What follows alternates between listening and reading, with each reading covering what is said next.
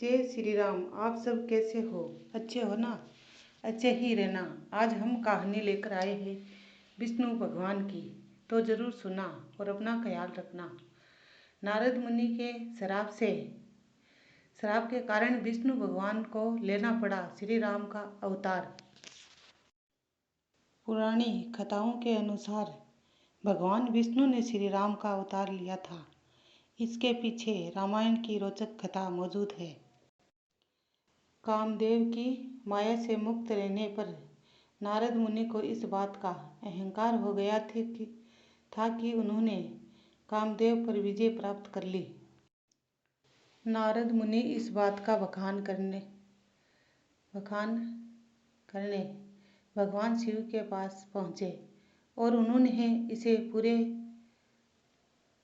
वाक्य को भगवान शिव को बताया।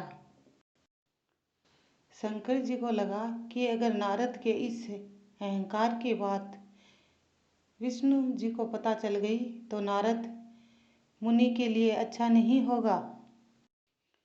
इसलिए भगवान शिव ने नारद से कहा कि जो बात तुमने मुझसे बताई है हरि को मत बताना।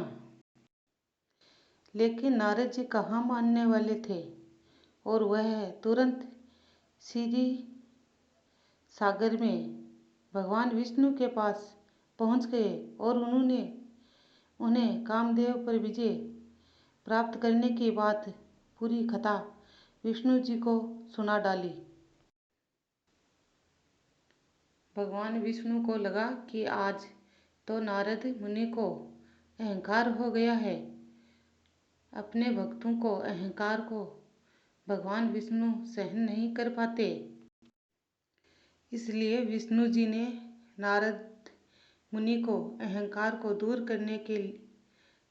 इसको मुक्ति करने के लिए उपाय सोचा।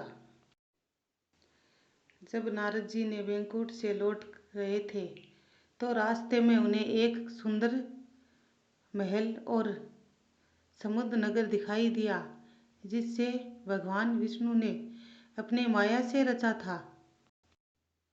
नारद मुनि अपनी धुन में होने के कारण कुछ समझ नहीं पाए और वह राजमहल में पहुंच गए। राजमहल में राजा की सुंदर पुत्री को देख वह मोहित हो गए। जब नारद मुनि ने लड़की के हाथों को देखा तो वह तंग रह गए। उसकी रेखाओं में अनुसार उसका पति विश्व विजेता और तीनों लोगों का स्वामी होगा। नारद जी यह देखने के बाद दायरे को भूल गए तथा विवाह की कामना लेकर वह भगवान विष्णु जी के पास वैकुंठ पहुंच गए और उन्होंने भगवान विष्णु से खुद ही को रूपवान और सुंदर बनाने की विनती की। जिस पर विष्णु जी ने कहा कि ऋषि मुनि हम वही करेंगे जो तुम्हारे लिए अच्छा होगा। नारद जी ने भगवान विष्णु की बात को नहीं समझा और वह वैकुंठ से लौटने के बाद सीधे विवाह के स्थल में पहुंच गए, जहां पर लड़की ने नारद मुनि के तरफ देखा भी नहीं और उसने किसी और के गले में वरमाला डाल दी, जिससे नारद मुनि बहुत निराश हुए। देवश्री नारद मुनि को लगा कि विष्णु जी ने मुझे रूपाला बनाया है, फिर भी राजकुमारी ने मुझे देखा तक नहीं। ऐसे विचारों के साथ उन्होंने अपना चेहरा जल में देखा, जिसे देखकर वह मुनि नारद को लगा कि विष्णु जी ने मुझे रूपवान बनाया, फिर भी उनका चेहरा बंदर की भांति था।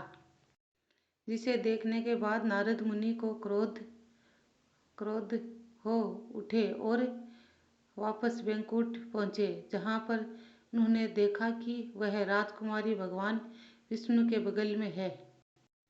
जिस पर क्रोध में आकर नारद ने विष्णु जी को भला बुरा कहा और श्राप दे डाला कि जिस प्रकार आपने बंदर के समान मेरा मुख बनाकर मेरा अपमान कराया है, मैं भी आपको श्राप देता हूँ कि आप पृथ्वी पर मनुष्य के अवतार पर जन्म लेंगे और आपको बंदरों से मदद लेना होगा। साथ ही जिस प्रकार मुझे एक स्त्री से दूर रहना है रखा है, ठीक उसी प्रकार आपको भी एक स्त्री का वियोग सहना पड़ेगा। नारद मुनि के इस श्राप के कारण भगवान विष्णु ने धरती पर मर्यादा पुरुषोत्तम भगवान श्री राम के रूप में अवतार लिया था। जय श्री राम, जय श्री राम। आपको हमारी कहानी अच्छी लगे तो सब्सक्राइब, कमेंट, शेयर ज़रूर कर देना और अपना ख्याल ज़रूर रखना। आपके लिए और भी अच्छी अच्छी कहानी लेकर आए हैं, इसलिए अपना ध्यान रखना। जय श्री राम ज़रूर लिखना।